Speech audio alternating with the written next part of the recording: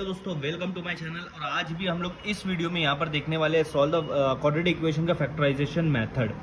मतलब ये quadratic equation का जो इक्वेशन है उसको फैक्टराइजेशन मेथड से सॉल्व कर इसके दो रूट्स के आंसर निकालने हैं।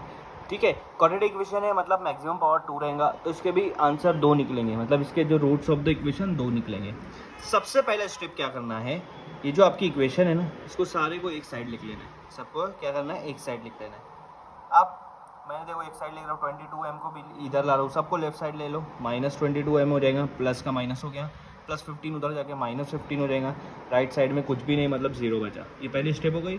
दूसरा, आप ये चेक करो कि आपके पास वेरिएबल क्या है। वेरिएबल मतलब जो अल्फ़ाबेट है, तो यहाँ हमारे पास वेरिएबल है m है। अब m का मैक्सिमम वेरिएबल यहाँ पर क्वाड्रेटिक इक्वेशन में हमेशा 2 होगा, तो 2 मैक्सिमम है। उसके बाद तो सबसे पहले m के ऊपर जो 2 है पावर, वो आपको पहले लिखना है। उसके बाद m के ऊपर कुछ भी पावर नहीं है, मतलब 1 पावर रहेंगी, उसको बाद में लिखना है। और लास्ट में जो नंबर लिखना है जिसमें m नहीं है, इस तरह से आपको सीक्वेंस में इसको लिख लेना है। ठीक है, ये हो गया। अब क्या करना है, जो पहला वाला नंबर है m² के साथ, वो +5 है, उसको मल्टीप्लाई करो लास्ट वाले नंबर से जो सिर्फ नंबर है -15। साइन लिखना बहुत ज़रूरी है। तो 15 5 से कितना हो जाएगा, 75 हो जाएगा, और माइनस प्लस माइनस माइनस हो जाएगा। ठीक है, तो हमारे को मिल गया यहाँ पर वो नंबर -75। अब क्या करना है, अब ये करना है आपको बीच वाला नंबर देखना है। बीच वाला नंबर क्या है, -22m। तो और ये वाला नंबर देखना है -75। ये दो नंबर देखना है।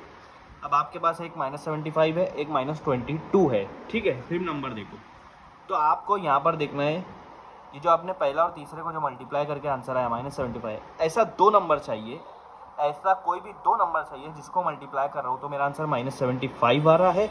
और वही दो नंबर को अगर मैं प्लस कर रहा हूँ या माइनस कर रहा हूँ तो मेरा आंसर -22 आना चाहिए। वो दो नंबर को मल्टीप्लाई करने पे ये आंसर आना चाहिए, और वो दो नंबर को प्लस माइनस करने पे ये वाला आंसर आना चाहिए। ऐसा कौन सा नंबर है, ऐसा कौन सा नंबर है? तो मैं देखूंगा तो 25 3 75 होगा, और 25 में 3 गया, 22 बचेगा। ठीक है, ये आपका क्लियर हो गया। हाँ, अब रही बात साइन की कि किसको कौन सी साइन देना चाहिए। अगर मैंने दोनों को प्लस साइन दे दिया तो इसमें माइनस नहीं होगा, 25 + 3 28 हो जाएगा। अगर मैंने दोनों में से एक किसी को भी माइनस दिया तो मेरा आंसर माइनस हो जाएगा। अगर दोनों को माइनस दिया तब भी वो माइनस नहीं होगा, आपका आंसर -28 हो जाएगा, जो कि पॉसिबल नहीं है। तो दोनों को प्लस भी नहीं दे सकते, दोनों को माइनस भी नहीं दे सकते, एक प्लस और एक माइनस रहेगा। अब बात यह है कि कौन सा प्लस और कौन सा माइनस, 25 को प्लस रखे या 3 को प्लस रखे, 25 को माइनस रखे या 3 को माइनस रखे। इन दोनों में से कौन सा चीज़ रखना है वो हमारे ऊपर है, वो यहाँ पर देखा जाएगा। हमको क्या चाहिए, -75। मल्टीप्लाई में -75 तब होता है जब कोई भी एक नंबर माइनस हो, या तो 25 माइनस हो या तो 3 माइनस हो, कोई मायने नहीं रखता। 25 माइनस और 3 प्लस रहा तब भी 75 माइनस में आएगा, 25 प्लस में या 3 माइनस में तब भी 75 माइनस में आएगा। तो यहाँ तो हमको पता नहीं चलेगा, पता चलेगा -22m में, पता चलेगा यहाँ।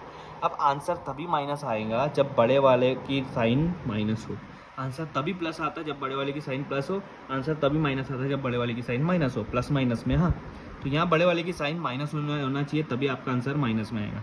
तो फिर छोटे वाला क्या रहेगा, प्लस रहेगा। आप देखो -25 + 3 -22 हो जाएगा, और इन दोनों को मल्टीप्लाई करेंगे -75 होगा। यहाँ पर हमारा क्राइटेरिया कंप्लीट होता है। अब आपको क्या करना है, पहला नंबर एज इट इज़ लिखना है 5m²। उसके बाद 22m को नहीं लिखना है, उसके बाद यहाँ देखना है -25m लगा देना है, क्योंकि 22 के साथ m था इसलिए, और +3m लगा देना है। ये हो गया। उसके बाद लास्ट वाला नंबर आगे लिख देना है, बस। है समझ में? इस तरह से करना है। अब मुझे एक बात बताओ, ये इन दोनों में कॉमन क्या है, 5m²। 5m² को मैं ऐसा लिख सकता हूँ 5mm, क्योंकि m को m से मल्टीप्लाई करूँगा तो m² हो जाएगा। इसको मैं पहले में मेरा 5 है तो इसको भी मैं 5 के टेबल वाला करूँगा, 5m ऐसे लिख सकता हूँ। 5 5 = 25 और एक m, 3m वैसा का वैसा लिखेंगे। इसको 3 के टेबल में हिसाब से लिखना है, 3 × 5, 3 5 = 50। अब आप देखो इन दोनों में कॉमन क्या है, यहाँ 5m कॉमन है, यहाँ भी 5m कॉमन है, तो दोनों को बाहर निकाल लें। पहले में क्या बचा, अगर 5m हट गया तो m बचेगा, यहाँ 5m हट गया तो क्या बचा, -5। आया समझ में? अब इन दोनों में कॉमन क्या है, +3 कॉमन है। ठीक है, यहाँ दोनों में से 3 निकल गया, पहले वाले में 3 निकला तो अंदर बचेगा m, दूसरे वाले में से 3 हटा दो तो क्या बच रहा, -5। अब आप देखो ये दो ब्रैकेट हमेशा सेम होना चाहिए, तभी आपका आंसर करेक्ट होगा। तो ये दोनों ब्रैकेट को एक बार लिखना है, m - 5 एक ब्रैकेट में। उसके बाद दूसरा ब्रैकेट बनाओ और उसमें लिखो 5m + 3, 5m + 3 इक्वल टू 0। आया समझ में? अब इन दोनों को अलग से 0 से इक्वेट कर दो, m - y इक्वल टू 0 और 5m + 3 इक्वल टू 0। आया समझ में? -5 इधर आके क्या हो जाएगा, +5, तो m इक्वल टू +5। ये आपका एक आंसर आ गया, m की वैल्यू मिल गई, आपका जो वेरिएबल था उसकी एक वैल्यू मिल गई। अब दूसरी वैल्यू चाहिए, 3 को उधर लेकर जाओ तो मेरा आंसर आएगा 5m इक्वल टू -3। ठीक है, अब आप क्या करो, m के साथ जो वैल्यू है, क्योंकि मुझे m की वैल्यू चाहिए तो 5 हटना चाहिए, तो इसीलिए m के साथ क्या है 5, उसको डिवाइड कर दो दोनों जगह, ये कैंसिल, बचा m -3/5। ये आपका क्या आ गया, आंसर आ गया। तो एक m की वैल्यू 5 आ गई, एक m की वैल्यू -3/5 आ गई।